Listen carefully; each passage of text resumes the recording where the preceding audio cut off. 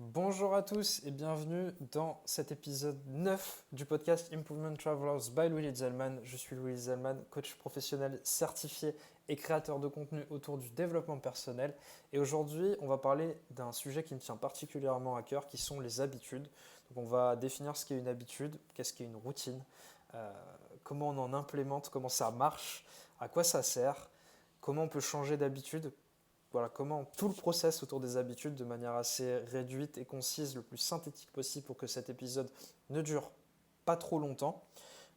L'idée, c'est qu'à la fin de l'épisode, vous puissiez être capable de changer une habitude que vous n'appréciez pas chez vous par une habitude que vous trouviez plus empowering, comme diraient les Anglais, donc qui vous porte plus vers le haut et qui a un impact beaucoup plus positif sur l'environnement qu'il y a autour de vous, que ce soit votre famille, vos amis, votre partenaire, peu importe, que voilà, vous puissiez avoir un meilleur impact dans vos vies de tous les jours. Allez, on est parti. Petit générique. Alors, avant de commencer à rentrer dans les détails de changement d'habitude, on va déjà commencer par définir ce qu'est une habitude. Alors déjà, une habitude, c'est une tâche qui est répétitive et que notre cerveau est capable de réaliser en mode pilote automatique, c'est-à-dire sans réfléchir. Et on appelle donc une suite d'habitudes une routine. Voilà, ça c'est ce que dit le dictionnaire. On verra que routine va avoir un autre sens dans le framework que je vais vous présenter, mais ça j'y viendrai un petit peu plus tard.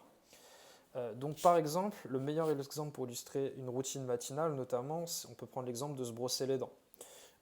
Voilà, vous intégrez une habitude, le brossage de dents, dans votre routine matinale qui va comporter votre réveil, comment vous vous réveillez, est-ce que c'est un réveil, à quelle heure, si votre réveil sonne, est-ce que vous appelez sur rappel une, deux, trois fois, ainsi de suite. Donc vous avez des tas et des tas d'éléments possibles qui vont définir une routine. Donc la routine, c'est bien cette suite d'habitudes. Ensuite, à quoi ça sert une habitude? Comme je vous l'ai dit, une habitude, c'est un moyen pour votre cerveau de réaliser une tâche en mode pilote automatique.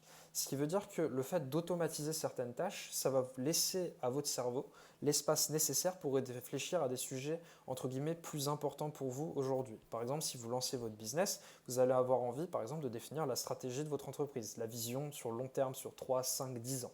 Si vous passiez autant de temps et d'énergie à vous poser la question de comment vous brossiez les dents, par exemple, vous seriez incapable de prendre, votre cerveau juste serait incapable de process toutes les idées que vous auriez pour votre business en fait. Si vous vous concentrez sur la sensation de chaque dent, etc., etc., comment tenir la brosse à dents, et tout, bah, ça occupe de l'espace de votre cerveau, ça le fait travailler pour rien, entre guillemets, et cet espace que vous prenez à ce moment-là, il ne pourra pas vous servir plus tard.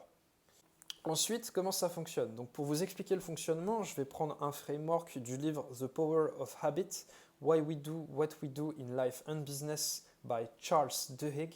Donc, c'est un auteur américain qui a mis en avant un cercle pour nous, lui il appelle ça loop, pour expliquer comment fonctionne chacune de nos habitudes. Donc, en tout cas, dans cette loop-là, on a 4 éléments qui sont primordiaux. Dans ces 4 éléments, on a quoi? On a un besoin insatiable, ce que les Anglais appellent craving, un élément déclencheur, Q en anglais, CUE, je précise, une routine et enfin une récompense, donc un reward pour les Anglais. Donc pour illustrer comment ça fonctionne, je vais repartir de l'exemple du brossage de dents dont je vous ai parlé juste avant. Quel est le besoin insatiable derrière cette habitude? C'est de vous occuper de votre hygiène dentaire. Éviter les caries, éviter d'aller chez le dentiste, juste vous sentir plus à l'aise aussi dans votre corps, etc. Avoir une bonne haleine, c'est agréable pour vous et c'est aussi agréable pour les autres. Donc ça, c'est le besoin, les besoins qui se cachent derrière le fait qu'on se lave les dents le matin. Ensuite, l'élément déclencheur, il va varier en fonction de plusieurs éléments et en fonction aussi de chacun. Déjà, du lieu. Probablement, vous lavez les dents dans votre routine d'une certaine manière, c'est quand vous êtes chez vous et quand vous n'êtes pas chez vous, ça peut changer. L'heure à laquelle vous vous lavez les dents, votre état d'esprit du moment, est-ce que vous vous sentez bien, pas bien, heureux, malheureux, fatigué, en pleine forme, pas motivé, motivé, ça va aussi avoir un impact sur justement cette habitude-là.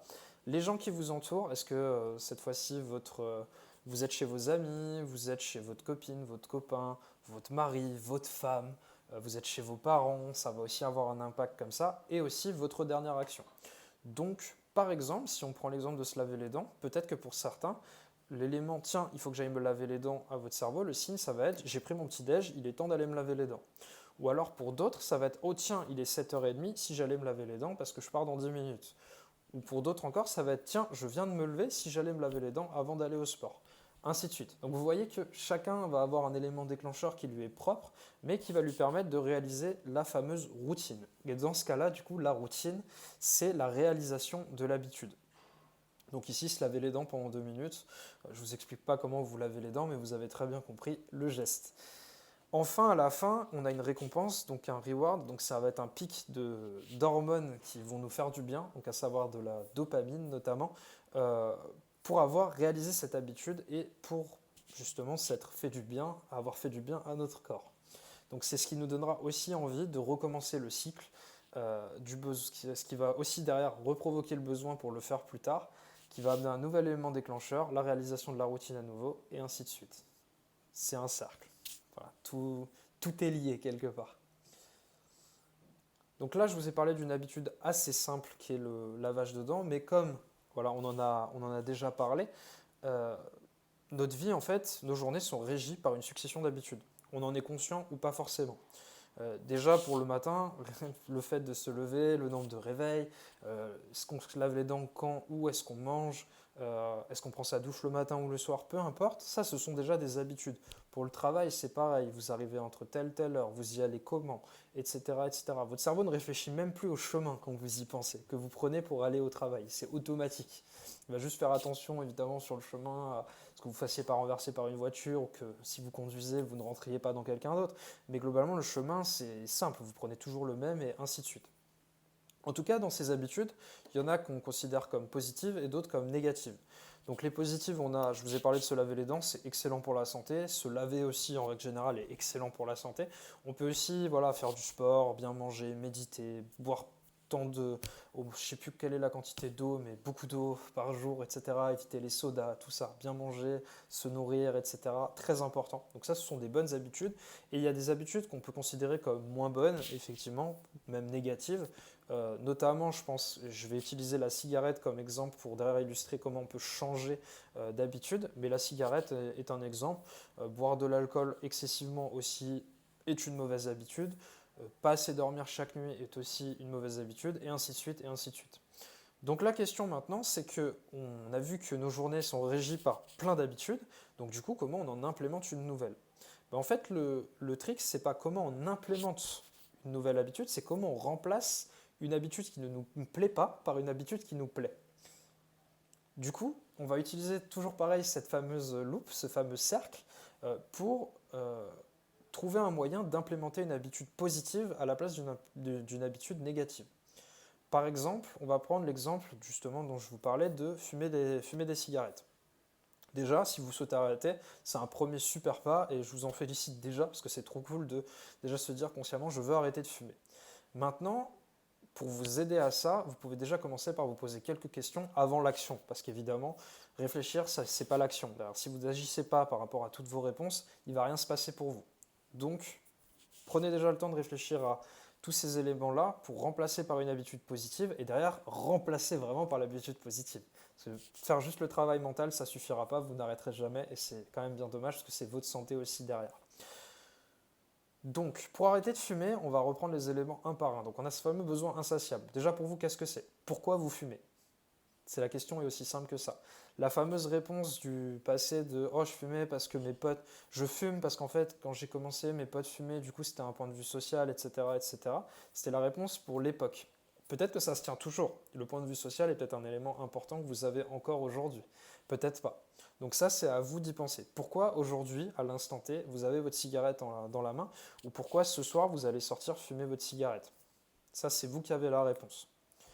Ensuite, quelle que soit la raison que vous avez, comprendre ça, ça va être indispensable parce que ça va permettre de comprendre derrière le besoin, ce qui va vous amener à la récompense et l'élément déclencheur. Donc, une fois qu'on a compris le besoin, quel est l'élément déclencheur? L'élément déclencheur, comme on l'a vu tout à l'heure, il peut être divers, varié. Est-ce que c'est quand vous fumez majoritairement quand vous êtes au travail et à ce moment-là, c'est d'un point de vue social? Est-ce que c'est après que vous ayez fini un dossier, à chaque fois que vous avez fini une étape d'un projet, vous sortez fumer pour vous aérer l'esprit. Est-ce que c'est quelqu'un qui vient vous voir et qui vous dit «Hello Coco, c'est ma pause clope, on y va?» Ouais, ok, ça peut être plein d'options différentes. Est-ce que c'est juste parce que voilà, vous avez cette habitude, vous changez de pièce, oh tiens, c'est l'heure d'aller fumer, vous montez. Voilà. Quel que soit l'élément déclencheur, en tout cas, c'est très important aussi de le comprendre. Et enfin, vous posez la fameuse question de la récompense. Qu'est-ce que ça vous rapporte de fumer des cigarettes?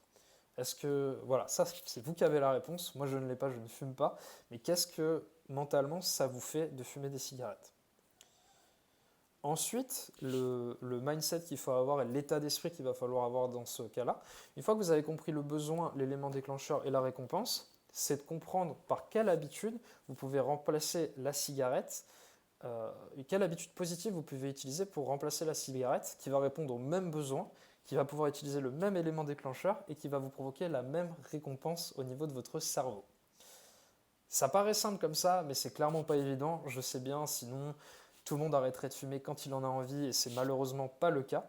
Mais en tout cas, une fois que vous avez identifié le besoin qui se cache derrière l'élément déclencheur, vous allez pouvoir utiliser ce besoin comme cet élément déclencheur déjà comme un élément pour comprendre ok là je vais aller fumer donc du coup là je vais implémenter cette nouvelle routine que j'ai décidé de mettre à la place de la pause cigarette pour avoir la même récompense que si je fumais une cigarette. Donc le trick, il est là, c'est que vous pouvez remplacer une routine par une autre. Au début, ça va demander beaucoup d'efforts, évidemment, parce que votre cerveau, il est habitué à ces habitudes, c'est automatique. Donc quand on veut désautomatiser quelque chose, bah, c'est une reprogrammation derrière. Et pour reprogrammer, il faut être patient, il va y avoir des hauts, des bas, des changements d'humeur, etc. C'est pas agréable du tout. Mais en tout cas, si vous y arrivez, vous allez être une autre personne derrière, parce que vous allez en plus vous prouver ce fameux mental. Parce que j'ai souvent entendu cette chose-là quand j'en parlais à des potes qui me disaient mais comment tu fais pour faire autant de choses, autant de sport, etc. T'as un mental de fou. Non, c'est faux. En fait, c'est pas comme ça que je le vois, c'est juste que j'ai ces habitudes-là et voilà, pour moi, c'est pilote automatique. Et donc pour les gens, avec la cigarette, c'est la même chose. Vous n'êtes pas incapable d'arrêter de fumer. C'est juste que vous avez pris cette mauvaise habitude-là et vous pouvez la changer d'une manière ou d'une autre, par une autre habitude, euh, pour remplacer la récompense que pour obtenir la même récompense, pour qui va répondre aux mêmes besoins, mais juste remplacé par une habitude beaucoup plus positive.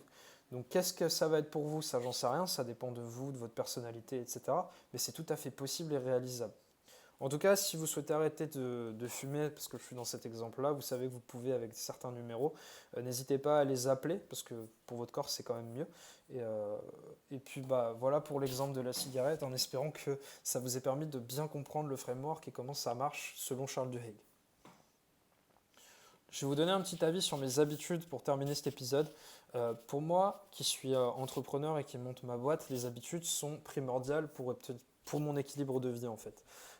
Parce que sinon, ce serait très chaotique. Si je me lève le matin, je ne sais pas ce que je vais faire. J'avoue que pour moi, c'est une dose de stress qui est importante. Certains arrivent à très bien vivre avec, d'autres pas du tout. Moi, je préfère savoir que le matin, ma routine, elle est ficelée, comme ça. Je sais ce que je vais faire voilà, jusqu'à midi 13h. Je sais voilà, comment va se passer ma journée. C'est quand même quelque chose d'agréable et de moins stressant pour moi. Donc depuis que j'ai mis en place ma morning routine, ma routine matinale, je me suis jamais senti aussi épanoui, en forme et sain d'esprit en fait, tout simplement. Donc les routines ont l'avantage de permettre de faire des choses importantes aussi, surtout quand on ne se sent pas motivé pour le faire. Le meilleur exemple que je peux vous donner, c'est pour moi, le sport, c'est tous les matins maintenant. J'en fais 6 fois par semaine le matin et c'est des jours, il y a évidemment des jours où bah, je me couche plus tard, je suis fatigué, je n'ai pas envie d'y aller, etc. Mais le fait que ce soit une routine implémentée et vraiment prête dans ma tête, je sais que quoi qu'il se passe, le lendemain, le lendemain matin, je serai là où je dois être, c'est-à-dire à la salle, en train de faire ma séance. Et ça, c'est une source de... C'est tellement rassurant d'un certain point de vue, c'est tellement agréable de savoir que j'ai pas d'excuses, je vais y aller. Et c'est ancré en moi et ça va le faire. Donc j'utilise le sport comme exemple pour moi parce que c'est très fort et c'est facile pour moi d'illustrer avec ça, mais ça peut aussi marcher pour plein d'autres choses, pour votre travail, peut-être pour la musique, le dessin. Peu importe ce que vous faites vous pouvez voilà, l'utiliser. En tout cas ces habitudes-là. comme un moyen de toujours produire, même quand vous ne vous sentez pas capable de le faire. C'est ça la force des habitudes, vraiment, c'est ce côté pilote automatique. Je sais que je vais y aller, je vais le faire, et du coup, ce sera fait. On arrive, ça y est, à la fin de cet épisode. J'espère qu'il vous aura plu du fond du cœur. C'est le premier épisode sur YouTube. N'hésitez pas à vous abonner sur YouTube, aussi à me suivre sur les autres plateformes de diffusion du podcast, à savoir Spotify, Deezer et Apple Podcast. J'attends votre avis dans les commentaires. Évidemment, 5 étoiles si vous pouvez, c'est très chouette. Et n'hésitez pas aussi à le partager autour de vous.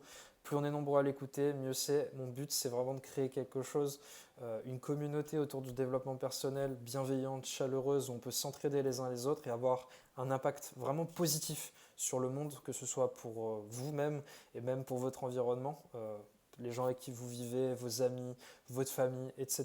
etc. Et je pense que c'est primordial d'essayer de mettre ça en avant et c'est ce que j'essaie de faire avec ce podcast. Vous pouvez également me suivre sur ma page Improvement Travelers sur Instagram, tout attaché, et aussi sur LinkedIn, sur mon compte Willy Zellman où je poste très régulièrement du contenu. En ce moment, je le fais tous les jours. Quelques posts LinkedIn de temps en temps, voilà. Si vous voulez aussi continuer à nourrir votre cerveau, mais cette fois-ci par écrit. Je vous souhaite une excellente matinée, journée, soirée en fonction de l'heure à laquelle vous m'écoutez. Et je vous dis à la prochaine pour l'épisode suivant. Allez, salut l'équipe!